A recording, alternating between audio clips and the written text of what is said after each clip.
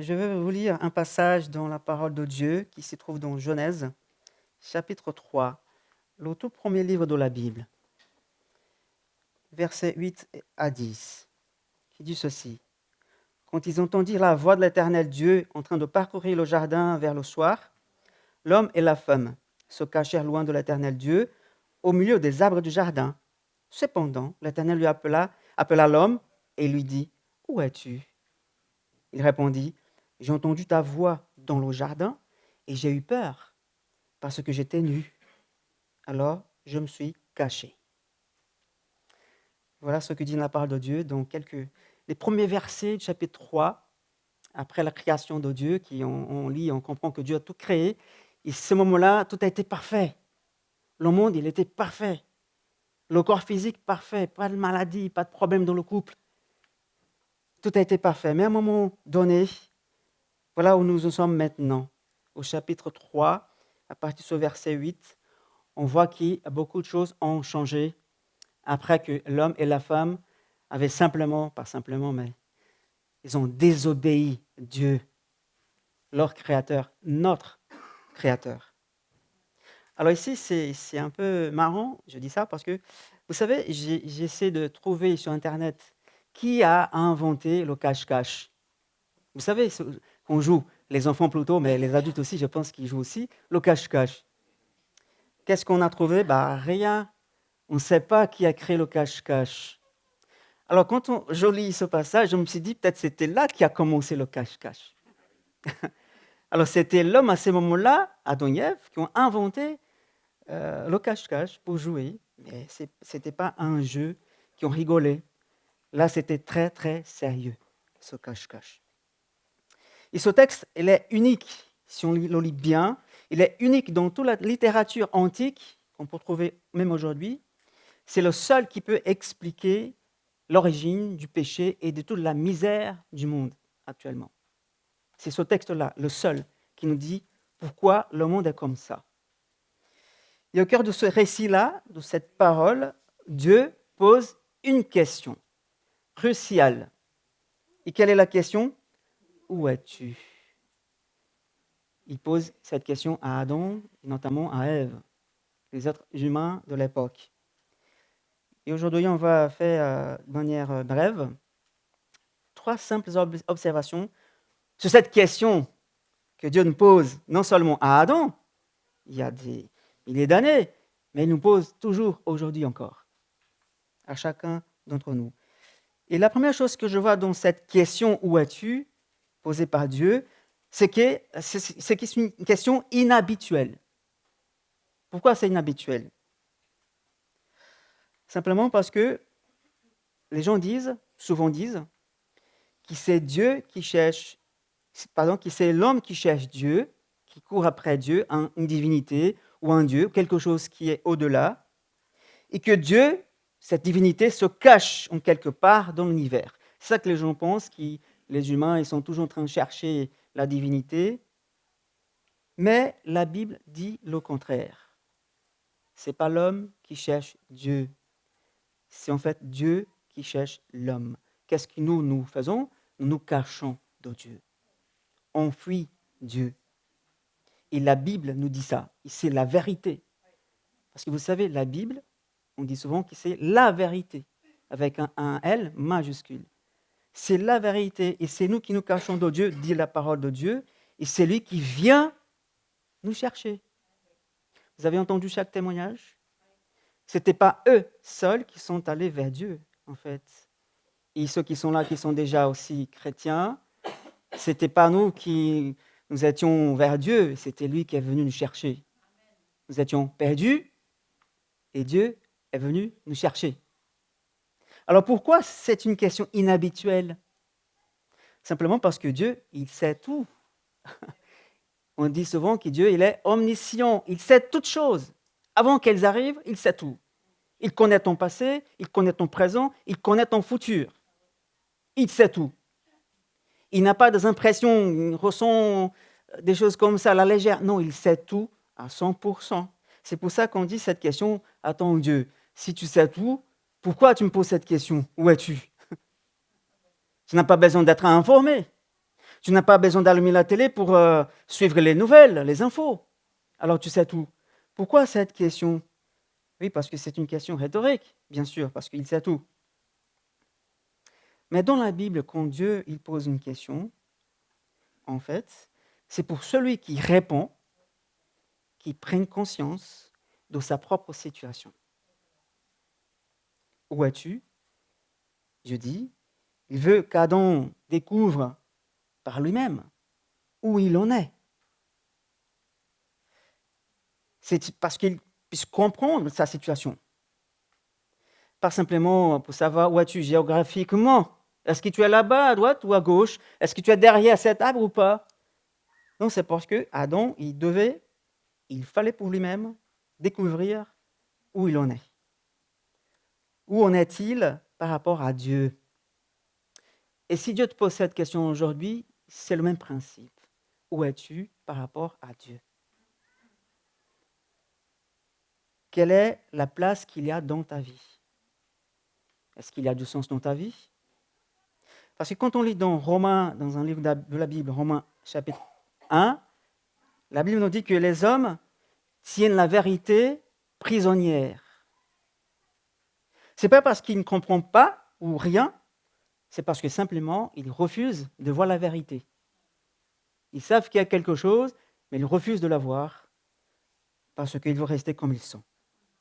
Alors, fuir Dieu, c'est le sort commun de tous les hommes, toutes les femmes, tous les êtres humains. On fuit Dieu toujours et tout le temps. Or, notre plan, en tant que personne qui fuit Dieu, s'avère quand même inutile et stupide parce que Dieu voit tout. On ne peut pas se cacher de Dieu, même pas derrière un arbre, comme c'était le cas pour Adam et Ève.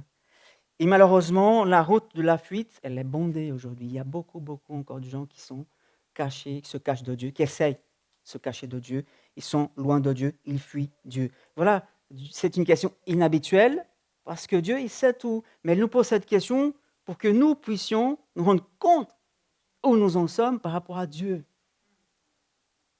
Deuxième chose qu'on voit dans cette question, c'est une question quand même et impressionnante, bienveillante. Pourquoi c'est une question bienveillante?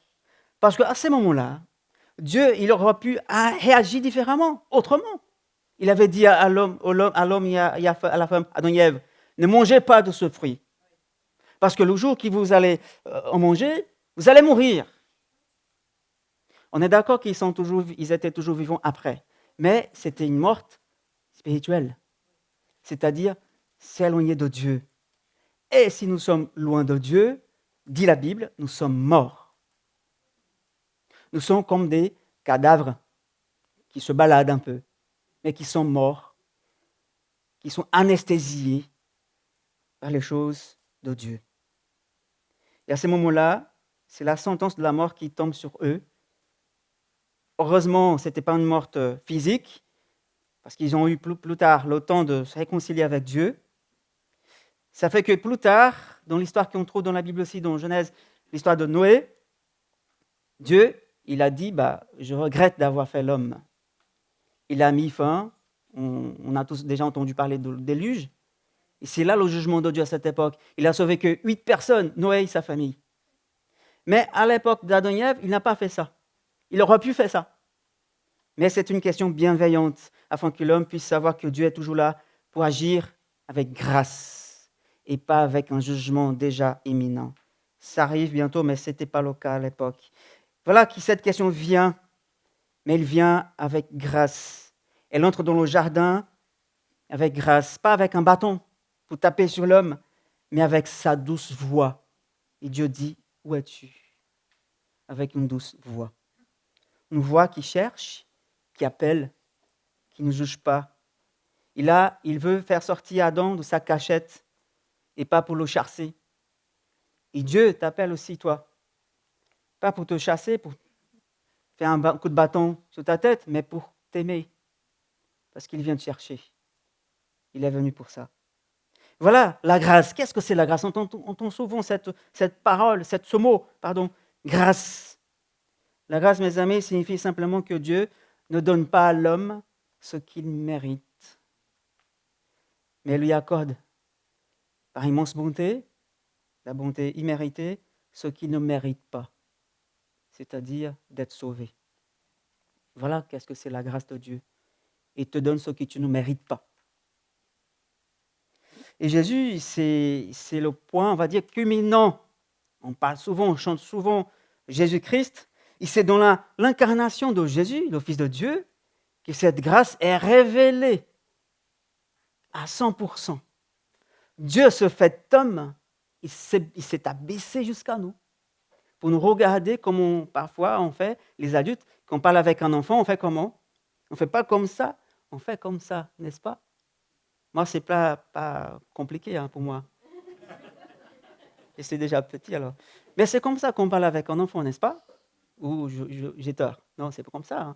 Et Dieu a fait pareil, il se baissait ici pour nous regarder dans les yeux. Et c'est en Jésus qu'il a fait ça. Dans Jean, chapitre 1er, verset 14, la parole, c'était Jésus. Il est venu ici. Et Jésus, lui, il parlait avec bonté et franchise. Il cherchait les perdus comme nous, les débauchés, les marginaux. Lui, il est venu pour annoncer, manifester cette grâce. Alors pourquoi Dieu fait-il cela? Agit avec grâce. Qu'y a-t-il en Adam qui justifiait une telle démarche de grâce, de bienveillance? Alors s'il est le Créateur, il aurait pu vraiment anéantir toute la terre à ce moment-là. Qu'y a-t-il en Adam, en nous? La réponse est rien. On n'a rien qui peut attirer la bonté de Dieu. C'est seulement par sa grâce à lui. C'est sa propre nature qui nous fait grâce. Même si tu es la meilleure personne au monde, si Dieu ne vient pas dans ta vie, ça ne vaut rien.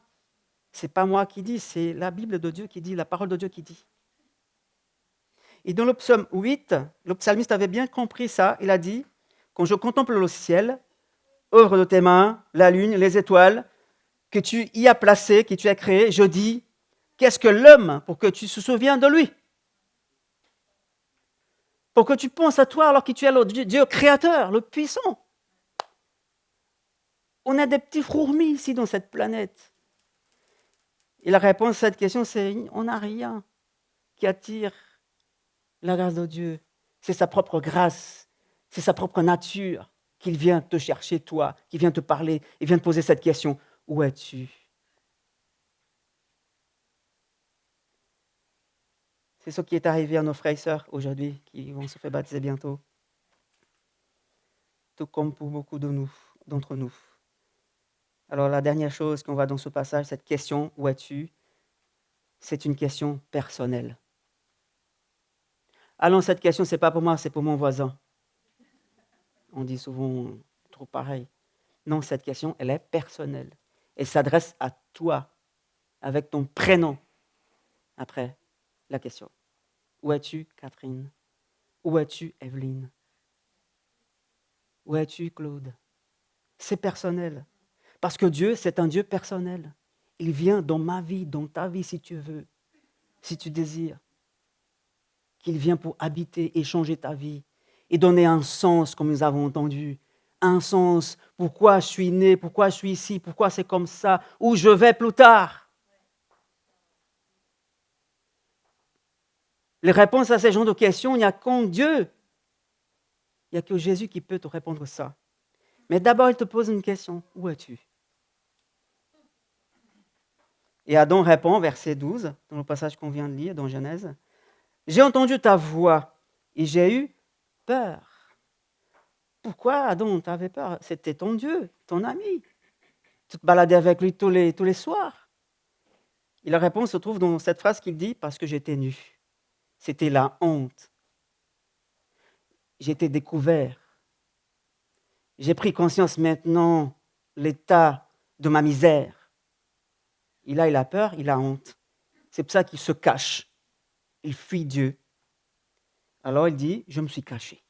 Je n'avais pas d'autre choix. J'avais peur. Voilà, j'étais nu. C'est ridicule dans sa tête à cette époque-là. Et puis immédiatement, il cherche à rejeter la faute sur d'autres personnes.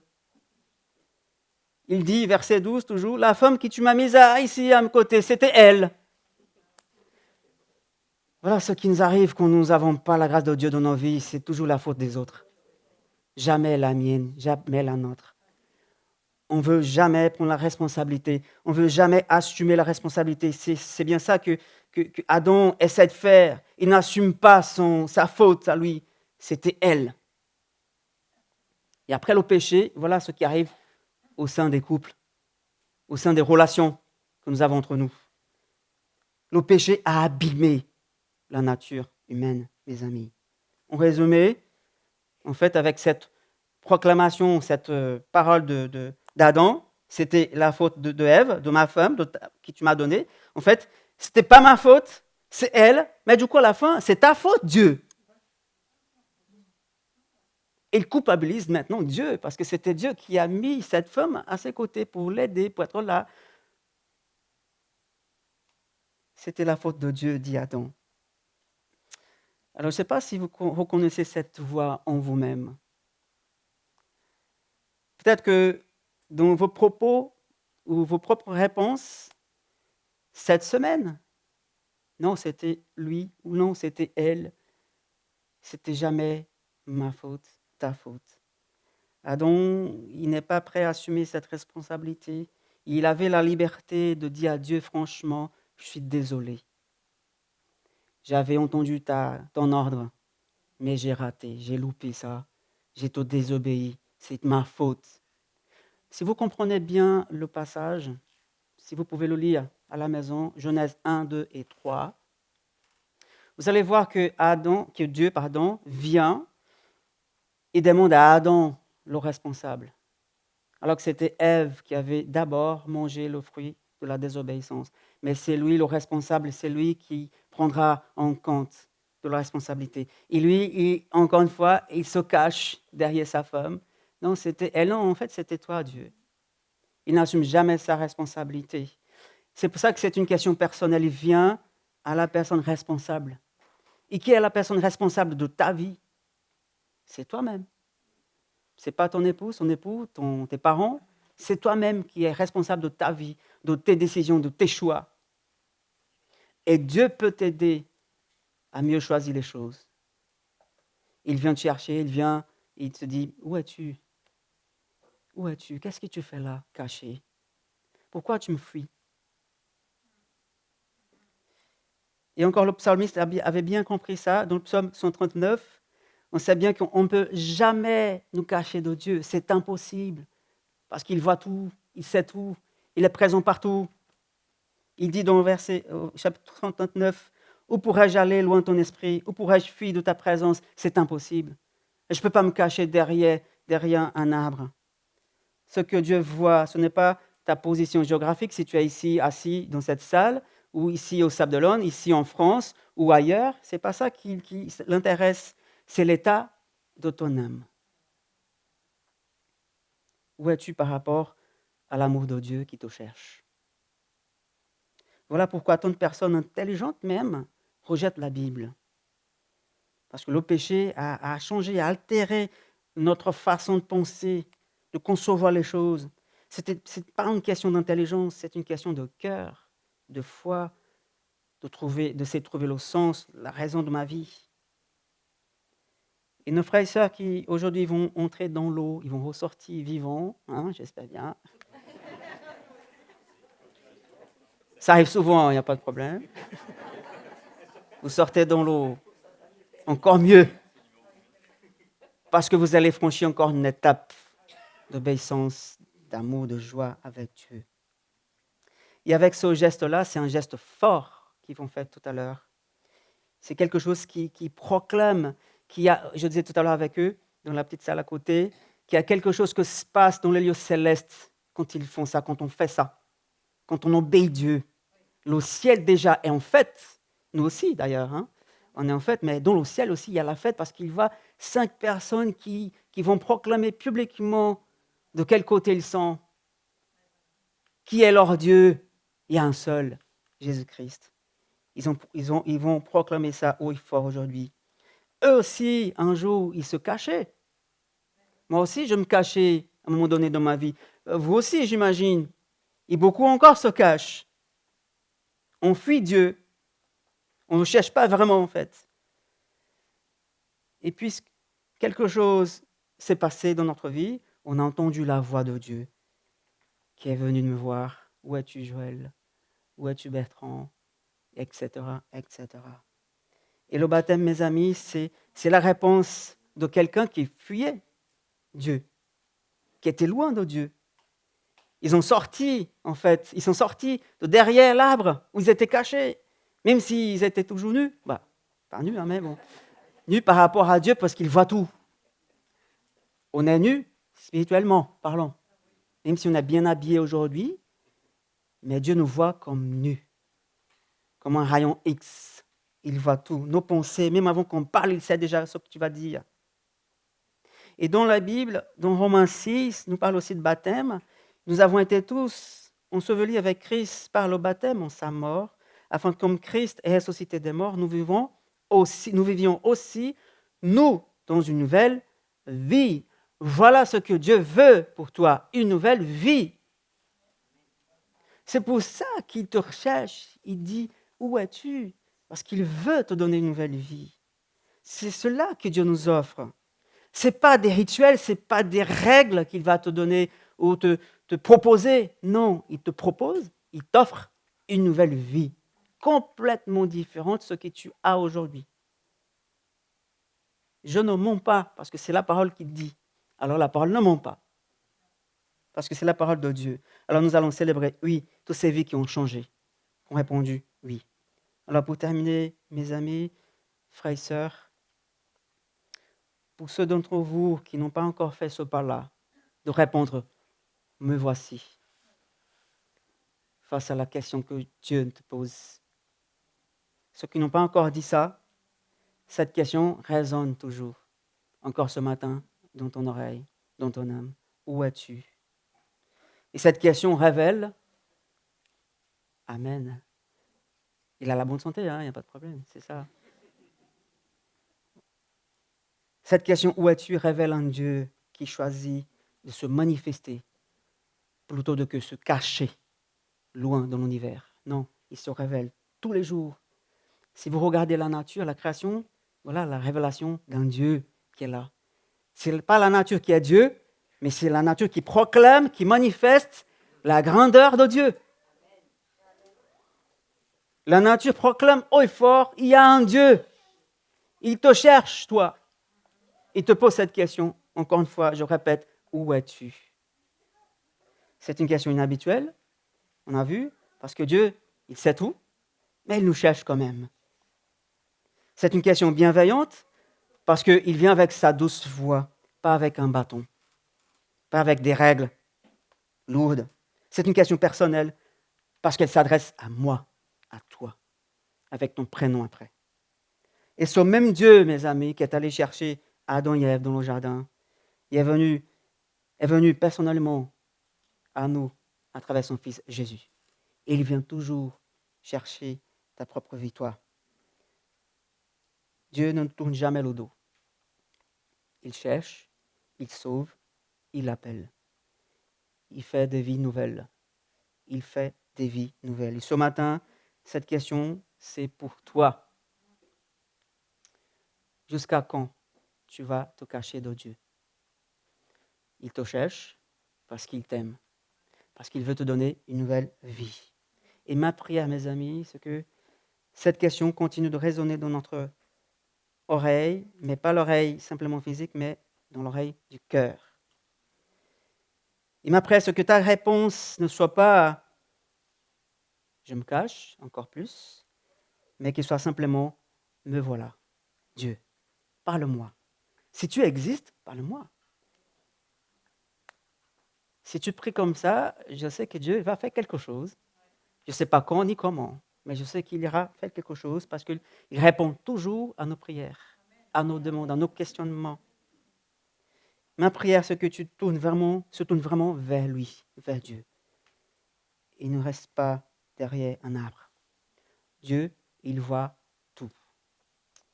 Il t'aime vraiment. Amen.